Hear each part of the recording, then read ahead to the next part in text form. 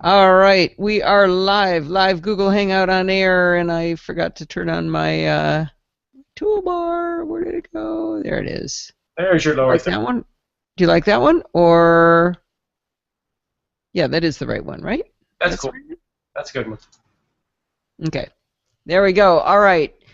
I hear Spod Feet is Kevin is saying, and Rose is in the house. All right, I am going to mute you there, Steve. Goodbye. Bye-bye. All right. All right, hello kids. It's time for roll call. Most people heard that Mark wasn't going to be here, so I guess that's why they didn't come to the live show, because he's the only reason anybody would come to the live show. But he showed up anyway, so we have a light house so far. We have Donald and Steve and Kevin, and Horse is back. Haven't seen Horse in a long time. Nice to see you. And Rose and Mark. That's it. It's very, very, very, very quiet. So glad you guys could make it, though. I assume you'll be lively enough for everyone. Okay, I just want to send a quick note over to Steve. All right, let's do an audio check. By the way, I don't know what went wrong with the audio last week. We had a lot of trouble getting it started. I did it the same way this week, and it appears to be working fine. We'll go ahead and start. Hi, this is Allison Sheridan of the NosillaCast podcast. All right, let's see if you hear this back. Hi, this is Allison Sheridan of the NosillaCast podcast. Did you guys hear playback? Yes, we have playback. At least Steve did. Remember, Steve, you hear it through a different means. Actually, you hear it. No, actually, you hear it the same way, just sooner. That's all. All right. Marsh Wiggler and Brett came in not under the wire. You're a little bit late to class, but I'm in a good mood. Whoa. Oh, Steve, that's got to be leftovers, right? But that's okay. To the new Alpha Geek Radio listeners who might be on the air listening to us right now, this is Allison Sheridan of the NosillaCast podcast, a technology geek podcast with an ever so slight Macintosh bias. And what you are watching is the creation of the live show. So I'm sorry, the creation of the recorded show, but I do it live, but there's a lot of chit chat in between. So welcome aboard if you're new here. Oh, Edie's here, definitely. All right, the house is filling up. Good. All right, let's go ahead and get started. Oh, can't save because I didn't do a save as. Save as. Where did we go? Oh, I was hoping that Laura would be here today because I'm going to talk about her show. Okay, where am I? NosillaCast audio. Where did NosillaCast? There we go. Okay, so it should be NC 2015 02 15. There we go. All right, now 12 degrees Fahrenheit feels like 3. Ooh, 12F, that's pretty good. I was talking to Goatman earlier today, Kevin, and it was -5 with our kind of degrees, something like that. That's without wind chill. Yeah, Steve says I got to stop gloating about the temperature. Yep, you like it. That's good, Kevin. All right, here we go. Let's go ahead and get started. Here we go.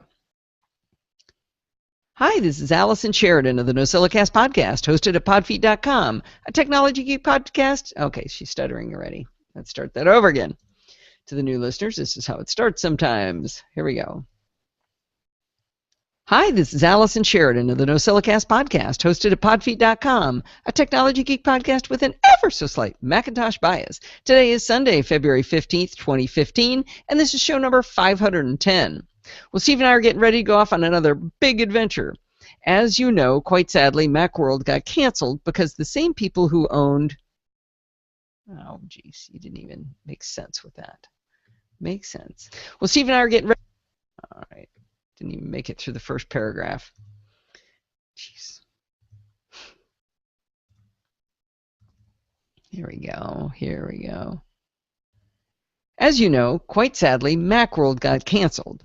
And because the same people who own Macworld sponsored the MacMania Geek Cruises, those got canceled too. So a few of our friends from MacMania suggested that we all go to India, Dubai, and Nepal. So Steve and I said, okay, we'll go. Anyway, I'm not sure it would have been my first choice of vacation spots, but these guys had it all planned out already, and it sounds like a great adventure, so what the heck. Scares me a little bit, but hey, it's got to be fun, right? Anyway, what about you guys? Of course, the show's not going to go on hiatus. The NosillaCast never goes on hiatus. Instead, we're going to have 3 guest hosts for the shows on March 8th, 15th, and 22nd, and then I'll be back in your ears on the 29th. There will be no live show any of those weekends that I'm gone. The guest hosts are not quite up to that challenge, and I don't blame them. It's hard. Anyway, but let's talk about who the guest hosts are. Unfortunately, Katie is still busy in grad school, so she won't be stepping in as she has done before, but we're going to have for the first time Guy Searle of the My Mac podcast. He has graciously accepted the challenge to entertain and educate you for one show. I believe his guest in Chit Chat Across the Pond will be none other than Gazmaz. In other words, it sounds like it's going to be the My Mac podcast hijacking the NosillaCast. We'll see how that goes. I'm a little bit terrified of that. Anyway, we're going to have Bart at the helm one week, and the dulcet tones of Alistair Jenks will take care of you as well. Now, this would be a great time for you to start working on audio reviews to help the boys out with creating material for the shows. Bart has agreed to act as the broker to dole out the recordings, so please email them to podcasting@bartificer.net. And of course, there's a link in the show notes so you don't have to be able to spell that. All right, don't worry about Tesla in our absence. She's going to have a big, long play date at our daughter Lindsay's house, playing with her black lab Dodger. Our aging kitty Buzzy will be tended by our friend Brandy, who is a fierce TSA agent who will be house-sitting in our absence. All will be well. Well, I wanted to thank the people who listened to the show who used the Amazon affiliate links over on podfeet.com in 2014. Because of you, you bought 561 items at Amazon through the affiliate link. Now, if you're not familiar with how this works, when you use the little search window, the Amazon search window on my site, or if you click on a link to a product in the show notes that redirects you to Amazon, if you buy that item or anything else you buy during that Amazon session, it converts a small percentage, single digits, to be sent back to me to help support the show. Oddly, it doesn't cost you a dime more. People have bought baby diapers, books, and even tech gear of all things using the direct links or the search. You guys rock for helping me pay the hosting bills for the show. By the way, if 2 more items get purchased through one of my links, I get bumped up to a higher percentage. Still single digits, but it's a big increase. So listen to the show and see if you need something new at Amazon after listening to the show. Yes, Steve, I can. I didn't. Steve's asking me in the background whether I can see what people are buying. I can't see who bought what stuff. I can just see that people are buying stuff. Do you think I should clarify that?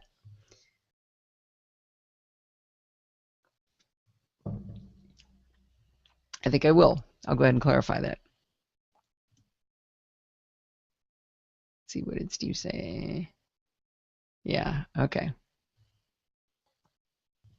Whoops, one more thing on that. Luckily, we do the show live, and Steve just sent me a little note saying, wait a minute, you can see what people buy? Technically, I can see what people buy, but I can't see who buys it. I can simply see that a pack of diapers was bought or a set of headphones or something like that. So no, I'm not tracking you, but I know what you guys have bought, which is why I think that's pretty interesting that, like I said, some of it is tech gear, but a lot of it isn't. So it's pretty fun. One of my goals in retirement was to make the time to do more podcasting. That goal was certainly met this week. First, I had the pleasure of joining fellow NosillaCastaway Laura McClellan on her show called the Productive Woman Podcast. Laura raised 5 children and then went back to school, getting her degree in law from Cornell, and is now a partner in a large law firm. She's always had a passion of connecting to women, especially moms, as they navigate the often stressful waters of life as a 21st century woman. In her show, she tries to help others through her triumphs and especially through her mistakes. I have great respect for Laura and what she's doing with this well-needed show, so I actually asked to be on her podcast. Luckily for me, she immediately confessed that she'd been trying to work up her nerve to ask me, so it was great for both of us. I've been asked why this show is only for women. I guess I'd give the same answer that I get when I ask podcasters why they advertise Harry's razors for men. They tell me, well, a woman could use a Harry's razor, so, you might get something out of it too if you're a guy, but you will definitely get something out of it if you're a woman. I hope you go over to theproductivewoman.com and check out episode 29. Of course, there's a link in the show notes where we talked about my favorite subject, choices. Nate Langston is a well-known podcaster in the tech community. No, he's not a podcaster. He's just well-known. All right. So I'm bummed that Laura's not here. I thought she would be here. Jamal's here. How you doing, Jamal? I thought of you yesterday when or this week when I was working on, I'm going to be talking about the Fujitsu ScanSnap IX100, and I was testing scanning in business cards, and I grabbed an old stack of business cards from a show, and sure enough, your card was one of the ones I scanned in, so I thought that was kind of fun. I just thought of you. That's funny. You always try to remember use the Amazon link, but often forget mark. Yeah, you know what some people have done? They make a bookmark to Amazon, but it's actually a bookmark to podfeet.com, so they remember to push the button. So, no, Steve, we don't appreciate the effort. You have to actually do it for it to. Well, no, I appreciate the effort. And blah, blah, blah. Favorite subject, choices. Okay. Back here. Nate Langston is well known in the tech community as the host of the Wired.co.uk podcast and the managing editor of Wired.co.uk. Recently, though, he left Wired, much to the chagrin of his audience, to become senior editor at Bloomberg Media. The good news is that he has started a new podcast called Text Message. It's spelled T-E-C-H apostrophe S message. Text Message. Get it? Anyway, he's testing out different formats for the show, and I couldn't have been more delighted when he asked me to be on the show. You may remember that Nate was a guest on Chit Chat Across the Pond a few months ago, where we talked about the differences in tech between the UK and the US. Well, as he put it, he turned the tables and asked me on his show to talk about what kinds of things the UK should worry about as they watch the consolidation of the number of telcos there. It was great fun, and I think you'll enjoy the discussion. You can catch Text Message over at natelangston.com/podcast and look for episode 4 to hear our conversation, or follow the direct link in the show notes. Podfeet really appreciates me. Yeah, that would be cool. Well, find another tech podcaster horse and use theirs, and that'll count. I wonder if Don has one. All right. We are next. We're going to talk about this scanner. It's going to be very exciting. All right, here we go. Save. Wait, Steve told me something just met. Ah, yeah, I'm going to make that pun again, Steve. All right, here we go. If you're any kind of geek at all, you've probably jumped on the paperless bandwagon. Maybe you're a high-end paperless fanatic like Barry Porter, Jim Sewell, George Conant. Conant? Is that how you pronounce it? Alistair Jenks and George from Tulsa using Hazel rules and all kinds of other cool automation techniques to move your scans around. Or maybe you're like me. You bought a scanner and you do some scanning from time to time, but mostly you look at that giant pile of paper and find an excuse to do something more interesting, like maybe clean the grout in the shower. In the old days, we used flatbed scanners, which worked okay, but the workflow was so slow with lifting the lid, flipping the page, pushing buttons. The whole idea of paperless didn't really take off. It did take off with a vengeance, at least in the tech podcasting community, with the advent of the Fujitsu ScanSnap scanners. I caught the bug too and bought the Fujitsu ScanSnap S1300. It lets you scan multiple pages at once, does full duplex scanning, meaning it can scan both sides in one pass, and it's pretty small. Technically, I bought it for Steve, but then I stole it and kept it near my computer because I really was going to scan all those darn documents sitting on top of the file cabinet. I really was. And occasionally, I actually did. The S1300 scanner only weighs 3 pounds, but it comes with a lovely giant power brick, and I'm not going to leave that there. Liant, what is that? And occasionally, I actually did. Okay, let's bring that back in. And get rid of that. My wingman always glows. She's going on the grid? What did I say? Who designed these coasters, Steve? I keeps lifting up with my beer glass. All right. The S1300 scanner only weighs 3 pounds, but it comes with a lovely giant power brick and a really long USB cable that I used to drape across my desk. I had to clear a fair amount of free space for the project, and then I'd get to work. I have to admit, grout cleaning was still more fun. But then, while we were at CES, we interviewed Harmandeep Bola from ScanSnap, or Fujitsu, I suppose, and things changed. Let's hear his interview first, and then I'll explain more. All right. Let's see. I mean that. What was that? Fujitsu goes in here. Buy a gift for your husband that you want to use. Exactly. That's right, Kim. When did you sneak in, Kim? All right. People were late for class, but I'm in a good mood. We'll allow it. I'll explain more. I'm with Harman Bola from Fujitsu, and I'm in the ScanSnap booth. I'm a fan of the S1300. A lot of us are, but... All right. I'm not going to let you listen to it because I have a lot to record. All right, here we go. Very much, Harman. Yeah, take care. Thank you. Well, this new IX100 portable scanner sounded pretty cool, so when they sent me a review unit, I had to give it a try. Spoiler, I love this scanner. Before we start the review, though, you heard Harman say that the IX100 is $249, but it retails on Amazon for $179.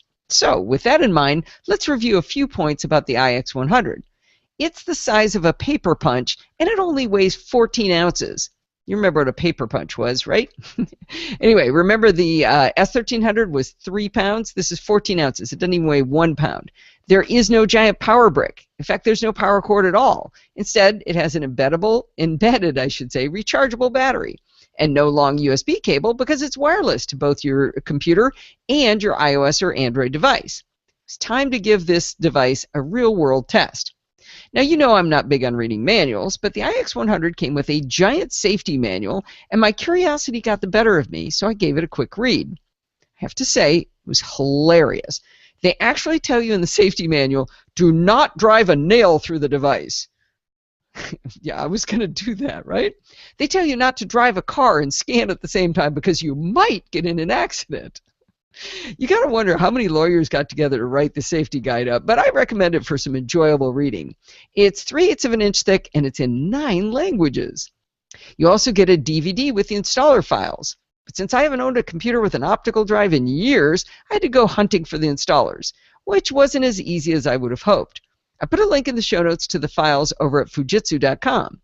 And while they give you that giant safety manual, there is not a user manual included in the box, so I downloaded that from another link, which is, of course, also in the show notes. The ScanSnap scanner line is incredibly capable, but that vast array of features comes at the price of a lot of different applications to install. At one point, I had 5 windows up at once installing 5 applications. There was ScanSnap Manager, ScanSnap's Card Minder, the Organizer, Receipt application, and Abby Fine Reader. There wasn't a really good way to tell what all these applications were for, and it got kind of chaotic. It was really confusing when I ran those installers. I let the ball run, and then I had a window with a bunch of online updates I thought I needed, so that made even more of a mess on my screen. There was also an installer to set up your scanner to work wirelessly to your computer. Now, I can't actually explain what that installer did, though. I looked around, and there wasn't a new wireless access point from the scanner there, and there was no new network connection settings, but I can scan wirelessly, so whatever it did seems to work. They do tell you, by the way, that you can connect one computer wirelessly, which seemed curious. Anyway, when I was all done, it looked like every installer succeeded, except I had an error on the Abby Fine Reader, which, I'll get around to fixing eventually, but I was exhausted by that time, and I wanted to play with my new toy, so I just moved on. Finally, it was time to play. You would think that a downside to an incredibly light, small, and battery-powered device would be slow scanning, but this thing is wicked fast. It's too fast for me to be able to time it, so I'll give you the specs from Fujitsu. It's 5.2 seconds per page.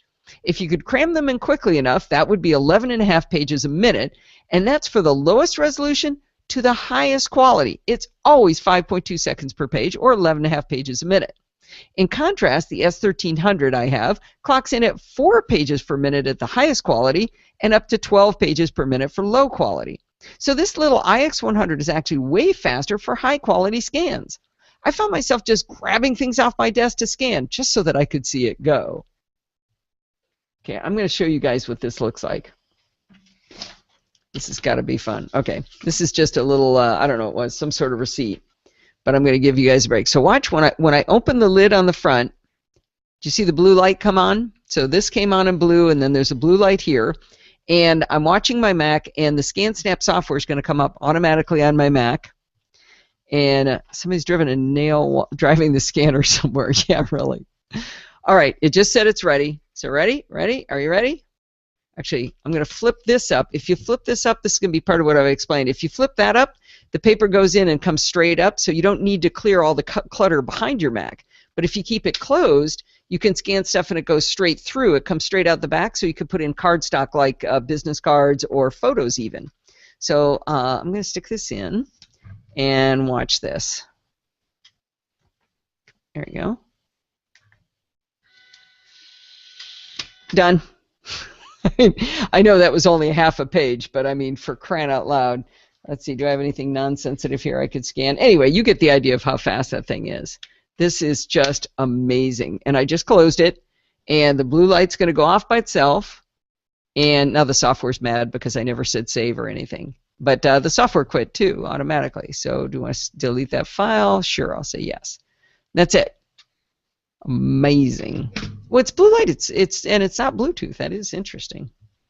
All right. Okay, now ScanSnap software's yelling at me. It's like, what are you doing? You're killing me here. All right. Were you guys all amazed? You amazed at that speed?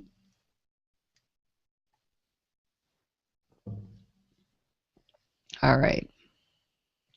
Here we go. Watch the ScanSnap app take down NosillaCast. It could. You might also worry about battery life. In my real-life testing, I got 51 scans on a charge, and I'm not even sure that was a full charge. It was close, but it definitely wasn't a full charge. And that left me just a few pages short of my giant 3-month stack of bills I had to scan, so I think that's pretty darn good. I really like how you make it go, too. You open the front tray, a blue light comes on, and the ScanSnap software on your computer sends an alert on screen and tells you when it's ready. It takes, maybe 15 seconds for the software to come up.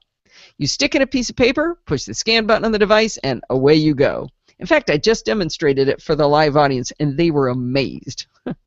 If you do want to scan multiple pages, just shove in a second one, and there's no need to push the button again. It just starts assembling the multi-page scan for you. Now, that is something you can change in the ScanSnap software.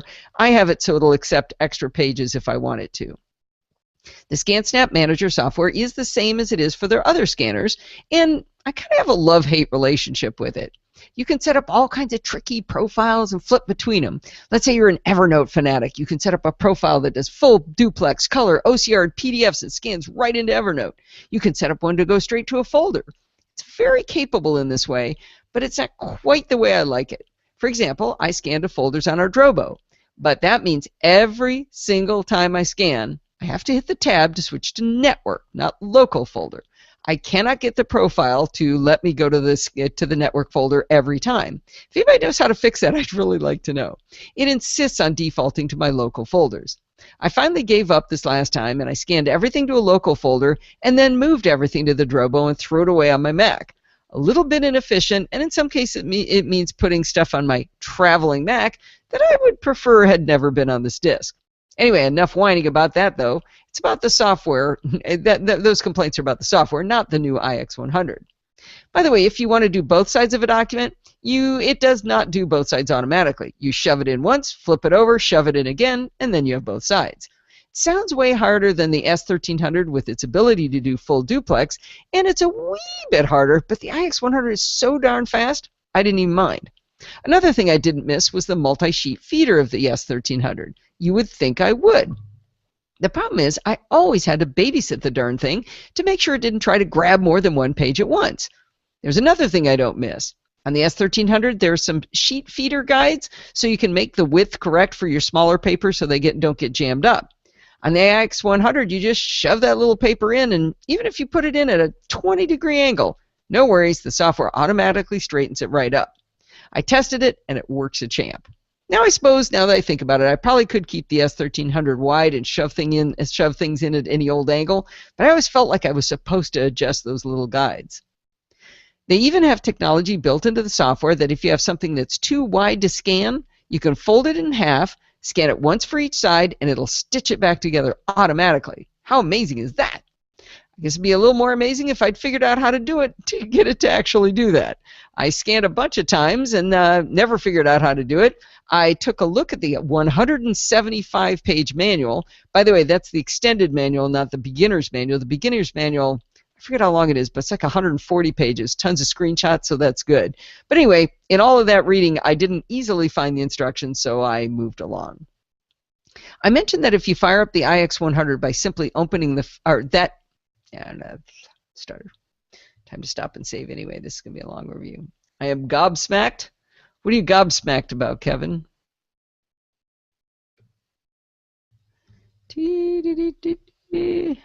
Save. Oh, hi, mobile. Who's mobile? Bad typing on app. Outside on the grill. Oh, it's Terry. Hi, Terry. Yeah, you're really good at typing on that. Why is Kevin gobsmacked? Okay, what did I just say? Let's see. Find the instructions, so I moved along. All right, there we go. What's a manual? Oh, now you're digital horse. You're not just horse, you're digital horse. That's good. Oh, we're getting a nice little representation here now. All right.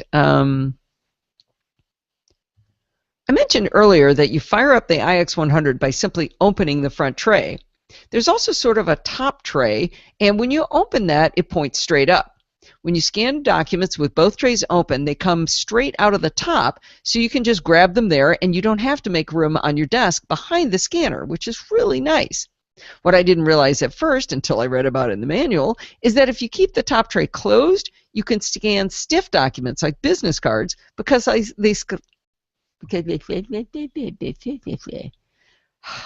How fast have you scanned? Oh, he liked my scanner. What's become this world when Podfeet starts reading the manual? Yeah, I know. It's not good. What I didn't realize at first until I shouldn't say I read the whole manual. I scanned it for the parts I wanted. What I didn't realize at first, until I read about it in the manual, is that if you keep the top tray closed, you can scan stiff documents like business cards because they slide straight through. I can't believe I messed that line up again. How hard is straight to say? Straight. It's not scrate. Oh, went for video as you're deserting me for 3 weeks. Oh, I'm so sad. You know what's freezing over? Nice. All right. What I didn't realize at first until I read about it in the manual is that if you keep the top tray closed, you can scan stiff documents like business cards because they slide straight through the scanner instead of having to bend 90 degrees. Very cool to have both options. Now, I have to say, the live show audience is suggesting that the world is coming to an end because Allison's reading manuals. I didn't read the manual so much as maybe scanned the documents that they sent me. They send a press kit where they tell you the top things you should talk about. And let's see. Well, I did scan the manual, not with the scanner, but with my eyes to look for some stuff. So maybe that counts. Anyway, I didn't want to scare you. All right, now when I read about the business cards, that made me remember that one of the 146 apps they installed for me was about business cards called CardMinder. So I launched CardMinder, stuck in a business card, and in about 1 second, the business card had been pulled into CardMinder, and it had done its very best to do optical character recognition to extract the data from the card into its own database. I have to say that of the applications I've tried to do just this very thing, CardMinder with the IX100 did the best job I've seen of interpreting text on a business card. The only times it had problems was when people got cute with their fonts or, had all kinds of weird colors striping through things. If the card was clear enough for me to read, CardMinder got the important stuff right. One of the nice things is that after you scan the card in, you still have the scanned image so you can easily double check the OCR too. Personally, if someone hands me their business card, they're unlikely to be someone I want in my personal contacts. So I really like that CardMinder has its own database. But maybe you do want them in your contacts. There's a button for you to push straight from CardMinder into contacts. You can also output any of them to a standard vCard format from within the app, or you can email the vCard directly from CardMinder as well. But enough about the software. Let's talk about how the iX100 works with the iPhone. I downloaded the ScanSnap Connect application from the App Store. I opened up the iX100's front tray, and the app shows me immediately an option to select the iX100 or Other. Not sure what Other was, but anyway, there was the iX100. Upon choosing the iX100, it asked me for the 4-digit password printed on the barcode label on the bottom of the device. It was very, very small, but I succeeded in reading it, typed it in, and boom, the device is paired to my phone. No messing around with Bluetooth, which is awesome. The 62% of the time Bluetooth actually works. Note that this works even if you aren't on a Wi-Fi network at all, so the iX100 is creating an ad hoc network when you need it. Once you're connected, you stick a piece of paper into the scanner, and you hit scan on the iPhone, and Bob's your uncle, it creates a PDF on the phone. You can edit the name from there, print the document, which I guess makes your phone and that like a photocopier? Kind of weird. Anyway, you can send it to email or open in any application on your phone that likes PDFs. You can even airdrop it to someone nearby if you like. I showed the ScanSnap iX100 to my buddy Ron, who is the epitome of a road warrior. He goes to Belgium and Washington, D.C. more often than I go to San Diego. He downloaded the app to his iPhone, connected to the iX100, scanned in a document, all this whole process taking, maybe 3 minutes, and he said, "I'm sold." He said the 14 ounces of weight in his luggage would be more than worth it for the amazing speed and ease of use on the road. Now, you might be thinking to yourself that your iOS scanning apps are good enough standalone. We've talked before about Prismo from Creaseed or PDF Scan Plus from Smile Software. Both of these are great applications from great companies that I really like. But scanning with an iPhone is still a less than streamlined process. It's so easy to get keystoning, that effect where you get a trapezoid instead of a rectangle if you're not perfectly above your document. The apps have built-in tools to help you find the corners, and then it auto-straightens things up, and they run pretty quickly. But with the iX100 Real Scanner, it's, 5.2 seconds, right? Zoop, boom, I'm done. If I only need to scan one thing, I would definitely grab one of the scanning apps, but if it's more than one, I would grab the iX100 in a heartbeat. Because the iX100 is so small and so light and has no cords whatsoever, unless you're charging it over USB, I can take it downstairs and set it on the table next to me or the couch, and I can scan while I'm watching TV. Now, just about every excuse I have to get behind my scanning is completely gone. I could actually go on with more information about the ScanSnap iX100, but I think you've gotten the picture of how much I love this device. For $179, you can get a cute little scanner that may actually get us to do the scanning we claim we're going to do and declutter our lives. I put an Amazon affiliate link to the iX100 if I've convinced you this scanner will make you happy. It's going to be a long show, 23 minutes. Bob, did you guys like the Bob's Your Uncle? I didn't start the Bob's Your Uncle. Who did I get that from? No, that one's not from my dad. I think that might be from Don or Bart or somebody.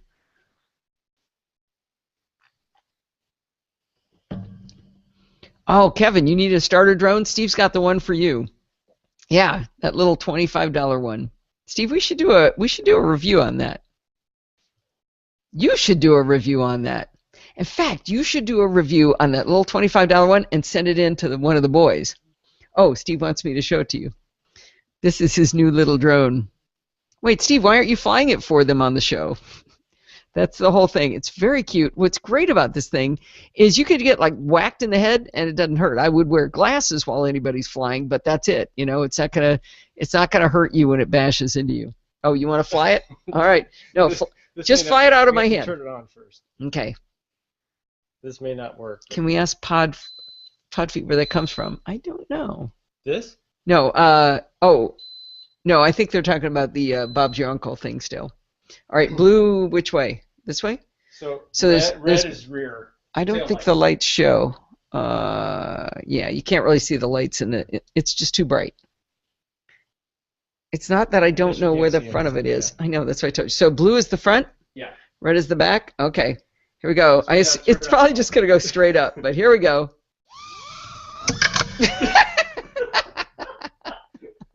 Let's try that again. That's good. Okay. You weren't holding it level. I wasn't holding it right yet. Wait. Which way is going forward? It's not going to hit me in the face, is it? Up. All right. So he says he's going to go straight up. Angle. There we go. Oh yeah, that's probably what the problem was. He's really good at it. All right, we're going to stop this experiment for now. Oh, maybe I got it from you, Rose. Cute as a fart in a hailstorm. No, you need it. Yeah, DJI Phantom's nice, but you're talking $400 for I think the low end there. Oh, we have a dumb question. So excited, dumb question corner. We have a dumb question. This guy sent in 4 dumb questions, and I punished him by not answering them for a week. Let's see. So I need some. Which kind of music? It'd probably be like that. Okay. Dumb question corner music. This is exciting to have a dumb question. It lands on the delete button, right? All right, we get to your Victor. And then it'll be me coming in right after that. So we'll go ahead and do this. Here we go. Oh. To the IX100, if I've convinced you, this scanner will make you happy. Okay, that sounds low. So where's the audio thing? Yeah, that one's too low. I duplicated the wrong one. All right, we'll go ahead. Either side, we'll go up to 0. There we go. I put an Amazon affiliate link to the IX100. If I've convinced you, this scanner will make you happy. Okay. Dumb questions. Dumb questions. How do I? What is? How come I always have to? It's time for Dumb Question Corner. A few weeks ago, Eric from Durham, North Carolina, noted that we had not had any dumb questions in a long time. So he sent me in an assortment and told me I could use any of them I wanted.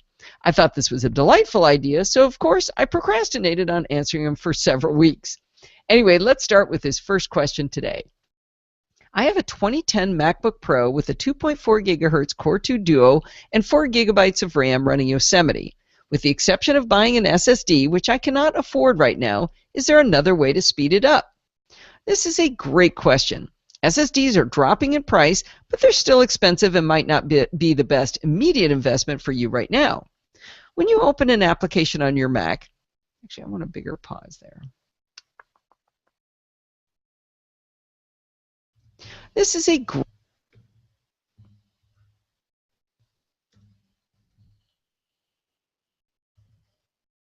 great question.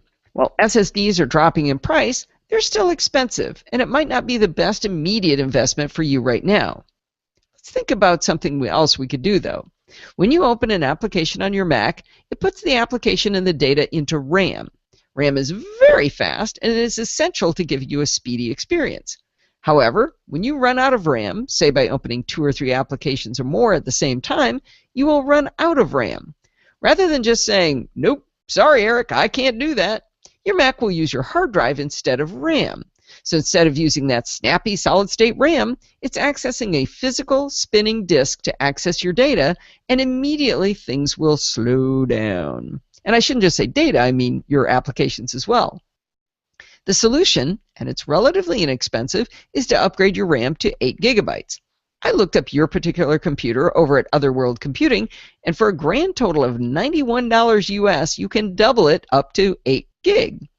The upgrade is so easy on these machines, because this was before Apple started going crazy making them thinner and thinner, so you can still get in there with just a few screws to be removed and upgrade the RAM. The new ones, they're soldered on, so you'd be out of luck. Anyway, OWC does install videos that walk you through step by step on how to do it, and it's actually really, really fun to do. If you want to spend no money at all, though, I have another idea. If you're a geek, and let's face it, you're writing to me, so you've probably got it bad, in the last 4 years you've loaded a lot of stuff on this very capable machine, which is one of the reasons it slowed down. I find that doing a nuke and pave can bring even bigger speed improvements than a RAM upgrade, so maybe you want to do both. By nuke and pave, I mean the following process. First, you make a bootable clone of your hard drive using, say, Carbon Copy Cloner or Super Duper. You can get, I know Super Duper is free if you do a full disk copy there. I'm not sure about Carbon Copy Cloner. Anyway, you probably have another spare disk around. I hope you do. Make another backup of your data, because remember, that first one, it's not really a backup if we're going to wreck the first one. So you want to make a backup so that you have 2 copies. You have to always have 2 copies of everything. All right, make sure when you do this you have a backup of the elusive user/library/application support folder. You would be amazed at what gets stored in there when you're not watching. The 2010 MacBook Pros have a recovery partition which you can access by booting up, holding down Command R. In here you can go into Disk Utility and erase the boot drive. I know, this is scary, but remember, you made 2 backups, right? You got all your data. And this is going to be so awesome. Resist the temptation at this step to just, I'll just reinstall the OS. That's probably just as good. But if you do that, Apple will courteously keep all of the cruft you've been shoving back into the corners, and that's exactly what we don't want. We don't want all that cruft. We don't want all those little things still there. From within the recovery partition, you can actually install a brand clean version of the OS that it will download from the internet. Once you boot to the new clean install, you can run Migration Assistant to bring your data back. I recommend not bringing back settings. Just bring your data back from your backup drive. Here's the really hard part to resist. Don't bring all your applications back either. My recommendation is to wait until you need an application to install it. Install it from scratch, from a fresh download from the internet too, so you know you have the newest and coolest version. This is a long process, but it's kind of fun to figure out what you really need. You know, I've tried to succeed at doing this by just deleting applications I don't need, but I only get rid of, like, I don't know, half dozen apps. But if I put back what I do use, I mean, I can cut my number of apps in half, and I have a lot of apps. Now, I haven't given you every single step here. I'm assuming you know enough to fill in the blanks, but I hope this outline helps you to understand the basic steps of doing a nuke and pave. Every time I've done this, my Mac is so much faster. I mean, even on one that's only a year or 2 old, it'll benefit dramatically from a nuke and pave. I hope this helps you speed up your Mac, Eric. It's a great machine and well worth the effort to shine her up a bit to keep you happy. Ah, what have I missed? My stomach's growling, Steve. Oh, that's good, Kevin. Yeah. What else have I missed? Mark's here twice. Oh, good. That's what we wanted, was 2 marks. I only see 1 mark. Uh-oh, Jamal left us. All right. 2010 Mac Mini. Yeah, that's not a bad idea, Brett. It's funny. All these people on Twitter said, "Well, Elson, you really should told the guy to get an SSD." One of the requirements was, don't tell me to get an SSD. I don't have enough money. Silly people. Okay, I saw a really weird typo. I want to make sure I go back and fix. What was that? A really strange spelling. I can never remember things after I finish reading them out loud. Nope, can't see it now. Ah, there it is. Application support folder.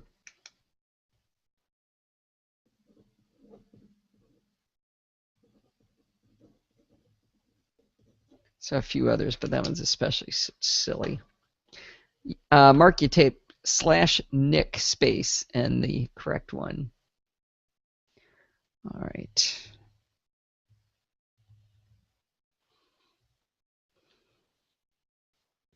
All right, save. Okay, here we go. On Saturday morning, Clive sent me an email with a link to his very first ever Clarify document.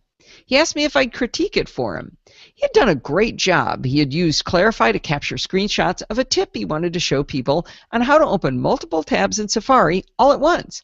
After he captured the screenshots, he dropped in some annotations, you know, a box here, an oval there, all helping him to clarify his point. I suggested a few minor changes and encouraged him to post the tutorial in our Google Plus community over at podfeet.com/Google Plus. In the afternoon, I decided to check out his Google Plus post and follow his link to the free Clarify-It site that Clarify had made for him. And I noticed that the changes I'd suggested were already in the document. Now realize that Clive didn't have to do anything but update his document in Clarify and push the Publish to Web button a second time, and everybody got his updates. He didn't have to use an FTP client. He didn't have to go to move images around on a server. He didn't have to create a new document with a new link and send it out all again to everyone. He just pushed the Publish button a second time. Clarify is awesome for creating quick tutorials, but it's way, way, way more awesome than any other tool at making changes to those tutorials. I put a link in the show notes to Clive's post in Google Plus that'll get you to his tutorial on how to open multiple tabs in Safari all at once. That way you can see and learn what a first-time Clarify user can do to help others. If you have an example of how you've used Clarify to help you yourself or others and you'd like me to showcase it here, send it on in. I think that'd be really fun. And for the last few of you out there who have yet to own Clarify, head on over to clarify-it.com and check out their free trial for Mac and Windows. And you know what to do when you finally do buy it. Uh-oh. Kevin's got a secret? Oh, he was gobsmacked when he saw my scanner in action. Good. Steve, you're bad. Okay, let's see. So now we need a little... Oh, time to tell Kevin to take his ears off. That's what's next. Favorites. Why am I so hungry, Steve? I had my popcorn snack. All right, Kevin, you can put your ears back on. Let's see, NosillaCast Audio, 2015. Where is it? Where did I leave it? Did I leave it in Audio Hijack Pro? Audio Hijack? There it is. Didn't put it where it should be. Actually, I can get rid of that while I'm there. Here we go. Evil Drone Pilot. Nice. All right, let's drop in. Come on. All right, fine. I'll move you when it gets up there. All right. Here we go. We'll pop you up there, and I think you're going to be right there. So you're going to be right about there. I'm going to move you over there. All right, let's hear how that sounds first. Oh, no, that's not right at all. Steve won't like that. Steve won't like that at all. Okay, here we go. Windows. And you know what to do when you finally do buy it. Okay. That's too loud. Don't yell at me. It's on the wrong track. It goes here. Sorry.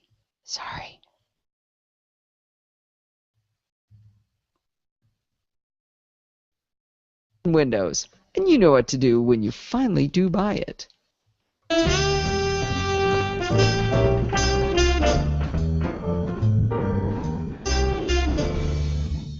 It's that time of the week again. It's time for Chit Chat Across the Pond with Bart Busschots. It looks like we're going to have some fun in security medium this week. There's a medium and a light because there was just so much stuff that I thought we should pull it out and talk about it separately, get it out of the way. Okay. Hasn't been a good 2 weeks for privacy, really. Mostly in your country. Yeah. So you guys apparently have a really big healthcare provider called Anthem, which had 80 million records to lose and then proceeded to go ahead and do so. Right. And that's just spectacularly bad. It's going to... Oh, it's going to... Well, I know it's going to cause problems because it started already. There has already been phishing attacks against that information. So if you Why do you need to do a phishing attack? You've got everything. They've got social security numbers, home addresses, birthdays, right? Yeah, but they can trick you into just giving them money. Why go to the bother of applying for a credit card in your name, which they can so easily do with all that information, when they can just ask you for the money, get you to give it straight to them? I really enjoyed the coverage on the national news when they said, "Oh, but don't worry, no credit card numbers were revealed." That's just not understanding. Just everything you need to get a credit card was revealed. No, it's the lack of understanding of how bad this is problematic, and to some extent it comes down to the fact that social security numbers were never meant as a security measure, and yet somehow have magically become one. Yep. Well, they're supposed to be a unique identifier, not a security question. Well, they aren't. So that's not the way it works. There's very few places you have to give your Social Security number, and one of them is for insurance. It's not a security measure. It's to identify you for insurance. That is one of the things that you do have to give up, that personally identifiable information. Whenever like if you're going to apply for a credit card, don't they want it so that if you know your own Social Security number, that means that they think you know who you are? Isn't it used for that by some people as a way of verifying you? I don't think so. Credit and stuff. Well, I'm not exactly sure. I would think your credit report probably would be tied to that, but that's not a security measure. That's a who you are measure. That's what I mean. Like saying your name. Your name is not a security thing. It's your name. Okay, but I thought when you went when you go to apply for a credit card, they in theory try to prove that the person applying is you, right? So you don't just give out a line of credit to a random stranger. But when someone has your Social Security number, they can apply for a line of credit in your name. So therefore, the Social Security number is obviously being used badly to try verify to identify you. Yeah. Which is wrong. I mean, that's not what it's for. They should be sending you a letter by post and making you reply or something. They should be doing something to verify the identity instead of just going, oh, okay, now this poor person who owns this Social Security number owes us money. Yeah. I don't know if I agree with that 100%, but let's keep going. Yeah, well, either way, it's a problem. The fact that owning this number allows you to apply for a credit card is a problem. And it's a really big problem for 80 million people now. So, yeah. I don't really know what nice stuff to say. The one thing I will say is I always like to squash any rubbish that's in the media. So there's a whole bunch of reporting saying, oh, if only Anthem had encrypted their database, none of this would have happened, right? And that is absolute total and utter hogwash. So a database system like the one used by an insurance company has to be online at all times because they're interacting with it at all times. There's people phoning up, there's people applying, there's people renewing. That database has to be in read-write mode. So even if it was encrypted, the encryption would only be when it was down on disk. As soon as it's up in memory and being used, the encryption wouldn't matter. So encryption would not have saved the day in any way, shape, or form in this case. So let me ask you, and I hope I'm saying this correctly, because if I'm not, then I'm just making these guys sound stupid. But on the SMR podcast, Rod Simmons was saying that you could have had an identifier number, say for Allison 12345, that points to her real Social Security number, or that is related to her Social Security number. Then you could encrypt the Social Security number and have that at a different site, not connected to this one, and you could use that other identifier number in your day-to-day transactions. And that way you could have encrypted it and saved it. But then, at any point you could bring it back. Social Security number, there has to be a way for the apps that is being used by the person answering the phone to see that Social Security number, which means that if someone makes a hack into the system, they can see it because the person answering the phone can see it. But that's not the same as taking the database and having it, right? That would require slightly more cleverness than this did. But these guys were in the live running database. They didn't get a dump of a hard disk and put it. I hope I'm representing what Rod said correctly. I'm quoting someone else, this makes me nervous. All right, we're going to go ahead and finish up here. Happy computing. All right, guys, don't forget that you need to send in your audio recordings to podcasting@bartificer.net. Again, link in the show notes, of course.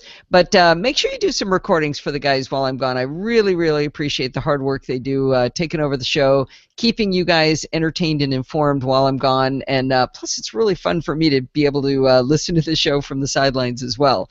But do make those recordings for those guys. It really, really does help out. Another thing that helps out, if you visit our sponsor helping to pay the bills, the makers of Clarify, clarify-it.com. Be like Clive, be a genius, go make some tutorials.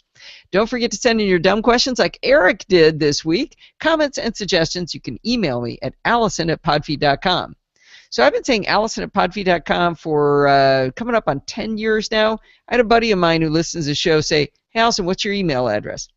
Allison@podfeed.com. There it is. Anyway, follow me on Twitter @podfeed, and do check out that NosillaCast Google Plus community. I've been posting a lot of questions for myself over there. A lot of people sharing great information, and I like it because it's just chatty enough, but it's not super chatty. So you can turn on notifications and it won't drive you crazy. It's really, really fun.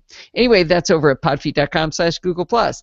And if you want to join in the fun of the live show, head on over to podfeed.com/live on Sunday nights at 5 p.m. Pacific time, and join the friendly and enthusiastic NosillaCastaways. except for most of March when the live show won't be on. So you've got, I think, two more, is that right? Yeah, 2 more live shows before we go on vacation. Anyway, thanks for listening, and stay subscribed. That was a lot of ad-libbing there, huh? Did you see me just shucking and jiving there? See, when Steve says stay subscribed, that's because he just heard me say it. He's cheating. All right, we got some stitching to do tonight. All right, let's see. Let me bring that in even more. Yeah, look at that. What a mess. It took me like 86 takes to do that. Join. You get nervous when I ad-lib? Yeah, you should be. First time I've heard that address. I just cracked up. It's this guy I work with. He probably listened to me for 30 or 40 shows. He's like, what's your address? But I don't always listen to the end of shows either, so I can get it. But it's like, you could probably guess it. What do you think it's going to be? No, it's going to be bob@podfeet.com, right? I sent Steve a link thing in our private chat that said I'm hungry. Yeah, you might need to start that barbecue. I am starving. All right. So now, nobody wants you to sing. That's one problem. Midnight dialogue, medium for the front, right? Intro and outro. All right. Select all. Deselect that one, move you over, but I can't see it. So I'm going to have to move a little more, I bet, and say number 510. As you know, nailed it visually without any, for some reason there's no waveform right now. It always takes these apps a little while to clean up their the audio waveform to draw you the waveform right after you finish it, after you change it, after you stitch it together. But let's see, that one is showing. Yeah, that should be about right. Anyway, thanks for listening, and stay subscribed. How do you know when you're on vacation? Your clothes are in a suitcase and not a drawer. Maybe when you're in a foreign country, that would be another tip-off, I would probably think. Share, export song to disk. Export. And it goes right there. So I'm working on an idea. I'm going to make Steve help with it, where, sorry, my lips are chapped. I just realized you were watching me play with my lips there. I'm working on an idea where I'm going to pull out, I'm going to make Steve help with this. I'm going to pull out all of the chit-chat across the ponds into separate files. I'm sorry, not chit-chat across the ponds. All the Taming the Terminals. What are you doing? She brought me chapstick, so I'd stop playing with my lips. That's nice. Tesla just used that, by the way. Oh, that's a Saturday Night Live joke. Go cook dinner. Stop this. He's in a good mood, too. What was I talking about? Oh, we're going to take all the Taming the Terminal series episodes. We're going to pull them out of the NosillaCast, and we're going to make them standalone episodes where there's going to be an intro. Every other one will be me, and every other one will be Bart saying, "Hi, this is Allison Sheridan. This first aired on the NosillaCast episode, blah, blah, blah. This is Taming the Terminal number 468 of N." And then we're going to post them all on Bart's site so that he gets, so the whole thing is encapsulated, like the class, if you will, of all these sessions. So I think that's going to be kind of cool. Oh, Midwest Mac Barbecue. Absolutely, Brett. Going to be there in ink. Haven't made my arrangements to get there yet, but absolutely.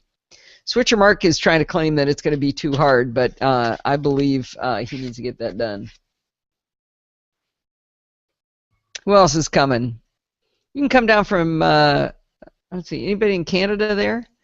Horse might be a little bit too far for Horse and Rose.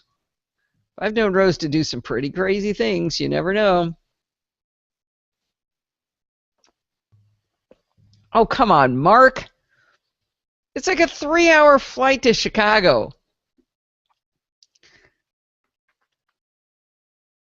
You have to go, Mark. I will just have words with you if you don't go to the Midwest Mac Barbecue. All right, Brett, you'll be there. Oh, Terry. Oh, it's Terry saying trying but no promise. Oh, Terry, yeah, you got to come. I need a new signature. I mean, I've been using the same one for 3 years since I met you. You bought your tickets already, Brett? Yay! What day are you flying in? I talked to Dave Hamilton and Paul Kent about the Macworld All-Star Band playing on Friday night, so I hope that works out. You've applied for the time off. Oh, Kevin. We would actually get to meet Kevin. That's big time. Your wingman asks for it.